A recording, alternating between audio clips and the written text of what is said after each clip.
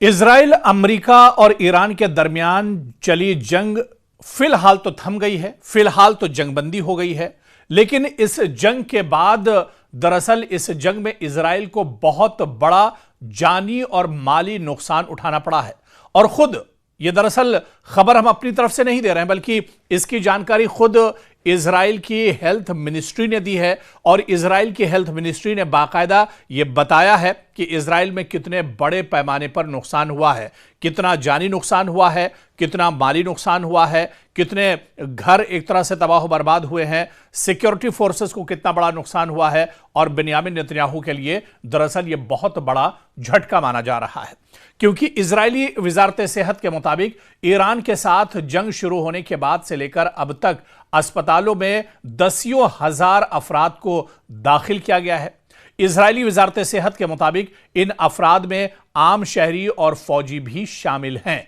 उधर वजारत के मुताबिक इनमें से बहुत से अफराद अभी भी अस्पतालों में एक तरह से मौजूद हैं, जिनकी हालत नाजुक बनी हुई है, जिन्हें लगातार दरअसल उनका इलाज चल रहा है, जिनमें से कई की हालत दरअसल नाजुक बताई जा रही है, तशवीशनाक बताई जा रही है। और इसके अलावा कई ऐसे हैं जो जख्मी बताए जा रहे हैं। आप देखिए कि 28 फरवरी के बाद जब इजराइल और अमेरिका ने मुश्तरका तौर पर ईरान पर बड़ा हमला किया था और ईरान के supreme leader Ayatollah Ali Khamenei को शहीद कर दिया था, उसके बाद से लगातार ईरान ने ताबड़तोड़ इजराइल के ऊपर हमले किए। चाहे तल अवीव की बात करें, हैफा की बात करें, बिन शिबा की बात करें, या इसके अलावा दूसरे और जो शहर हैं और जो इलाके इजराइल के अंदर हैं, वहां पर लगातार हमले एक तरह से ईरान ने किए थे। और इन हमलों में बड़े पैमाने पर इजराइल को नुकसान उठाना पड़ा था।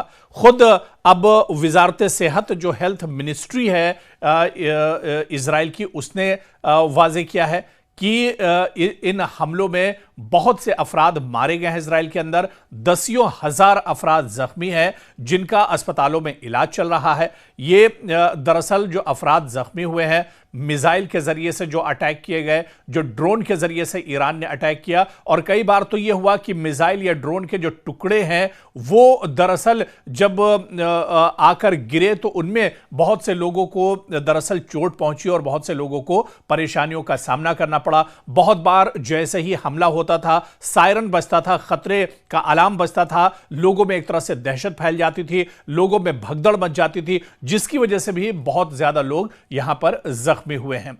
दरअसल आप देखिए कि बड़े पैमाने पर इजराइल में दरअसल नुकसान पहुंचा है। और इसी वजह से आप देखिए कि इजराइल के अंदर बिन्यामिन नेतन्याहू को लेकर जिस तरह से जंग उन्होंने इजराइल के अवाम पर थोपी, इसको लेकर भी काफी ज्यादा लोगों में नाराजगी है। अपोजिशन में काफी ज्यादा नाराजगी देखी जा रही है। अपोजिशन का भी यह मानना है कि जिस मकसद के लिए यह जंग बिन्यामिन नेतन्याहू ने शुरू की थी, उनमें से कोई भी मकसद एक तरह से 40 दिनों की जंग में इजराइल ने हासिल नहीं किया है। सिर्फ और सिर्फ इजराइल के अवाम को परेशानियों का सामना इस जंग के अंदर करना पड़ा है।